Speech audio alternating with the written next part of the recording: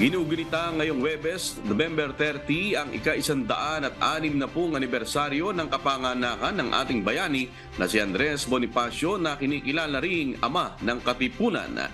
Kasabay nito, inanunsyo ng iba't ibang labor group ang kanilang planong magsagawa ng kilos protesta sa Malacanang upang isigaw ang mga isyu ng manggagawa sa bansa. Kabilang na ang pagtaas ng take-home pay, pagkakaroon ng family living wage at ang pagbabalik ng isang pambansang minimum na sahod. Inaasahan na makikilahok sa kilos protesta ang mga grupo ng Kilusang Mayo 1 o KMU, Alliance of Genuine Labor Organizations, All Workers Unity, Bukluran ng Manggagawang Pilipino at ang National Confederation of Labor.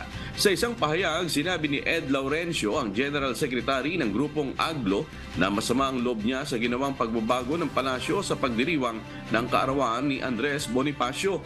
Ayon naman kay Jerome Adoni, Secretary General ng Kilusang Mayo 1, ipaglalaban nila ang pagtataas sa sahod ng lahat ng kontraktual o regular na manggagawang Pilipino.